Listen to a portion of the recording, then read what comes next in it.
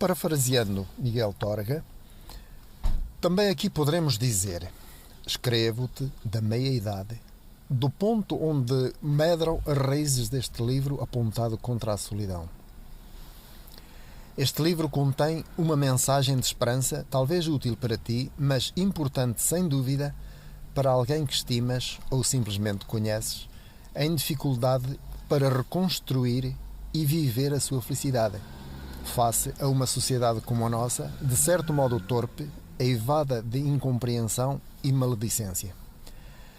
Vamos percorrer 3 histórias reais, ensombradas por desencontros que empurraram vidas comuns para encruzilhadas difíceis e acabaram, mais tarde, iluminadas por encontros que foram solução feliz para outros tantos infortúnios. Vidas marcadas por ansiedades, procuras, esperas e partilhas de pessoas na meia-idade, aquela idade em que a vida já presenteou com filhos e netos e deu a sensação inteira do ciclo completo. Até aquele conforto do deixar raízes, do depois de nós, com o mesmo sangue e características nossas, e aquele sentimento de ternura próprio do ser avós. São histórias positivas de amor intenso, mas incompletas, de quem foi capaz de vencer preconceitos porque acreditou na força do amor tardio para resolver um dos problemas mais prementes da existência humana: a solidão, recuperando por esta via a alegria de viver.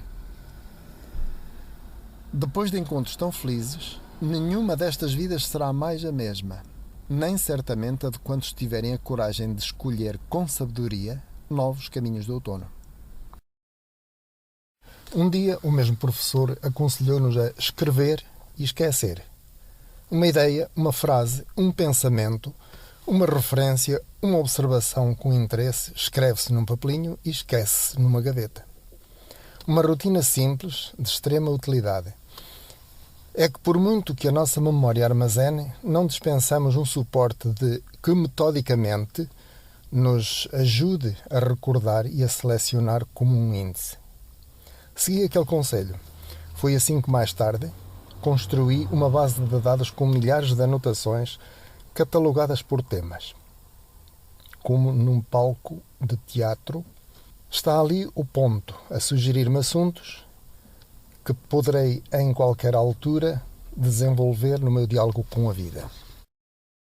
O romance ideal terá que ter princípio, meio e fim coerentes. Um princípio misterioso e incendiário. Um meio de grande confronto de sentimentos e um sem número de contrariedades a serem ultrapassadas, onde a força do amor vença a desumanidade perversa do egoísmo.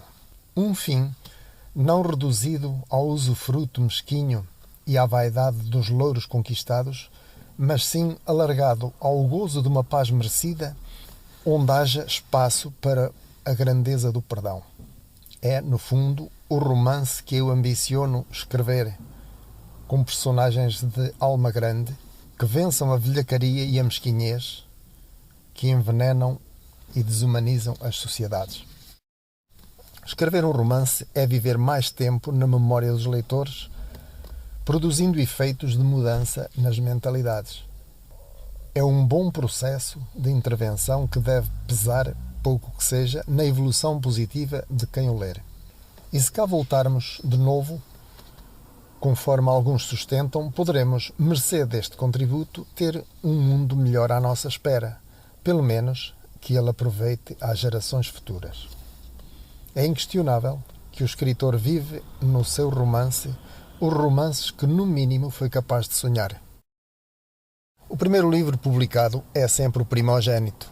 Constitui um marco como ponto de partida para a meta da perfeição que, livro a livro, em vão se tenta atingir. A partir dele, ganha-se o vício da escrita, tão benéfico como o sagrado vício da leitura. Escrever um livro proporciona-nos durante longo tempo o prazer do jogo e da criatividade. Já editá-lo lembra-nos mais as dores do parto. Se o leitor gosta da criança, o progenitor agradece esse carinho porque ele revê-se na sua criação, apesar dos defeitos que naturalmente lhe reconhece. O amor é a cor determinante das vidas felizes. Não tem idade específica. É por isso que, por analogia, se diz: quem de novo baila bem, de velho o seu jeito tem. Amor é o espelho que olhamos todos os dias para vermos quanta felicidade provocamos em quem nos olha com amor. Escrever um livro a dois exige uma constante harmonização de dois estilos para que resulte numa peça homogénea, como num vestido feito de dois tecidos diferentes que se complementam. Este livro tinha que ser verdadeiro, assentar em factos reais e não em devaneios. Portanto, iríamos relatar comportamentos de pessoas vivas, colocadas perante situações concretas, nos nossos dias, o que o tornaria verdadeiramente atual. Diversos casos surgiram, merecedores de atenção e desenvolvimento. Escolhemos 3, mas alguém teria que assumir a sua veracidade, entrando necessariamente na intimidade de tais vidas, respeitosamente, sem as expor, acedendo a documentos pessoais, diários, com consentimento dos próprios. Só assim foi possível traçar o perfil psicológico dos protagonistas mais salientes. Trata-se de relatos de pessoas que, curiosamente, a convite nosso, aceitaram acompanhar-nos neste lançamento, incógnitas, naturalmente. Acontece assim que só os atores conseguem reconhecer-se nos seus duplos.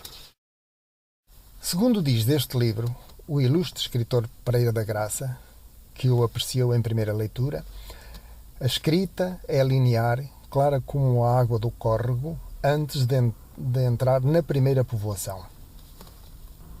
Na escrita, a inspiração resulta do confronto da sensibilidade com a memória de certas realidades, umas vividas, outras apenas conhecidas ou simplesmente sonhadas.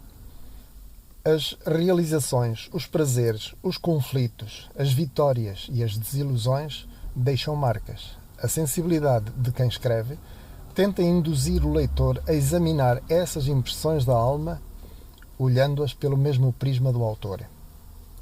Quem viveu muito e aprendeu a olhar atentamente a vida, consegue descobrir nela o sentido positivo da existência. Quem for observador atento das pessoas e contemplativo da natureza, acaba por escrever com simplicidade própria da vida, antes de ser adulterada por artificialismos complicados. É por isso que a mensagem deste livro resulta transparente e direta. Comunica, divorcia-te da solidão e vive.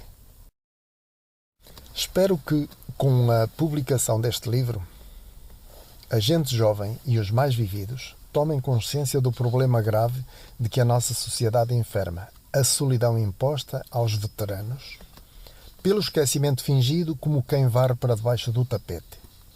Para as gerações mais novas fica a mensagem: jovens, preparai o vosso futuro de forma a poderdes vivê-lo todo em liberdade de escolha.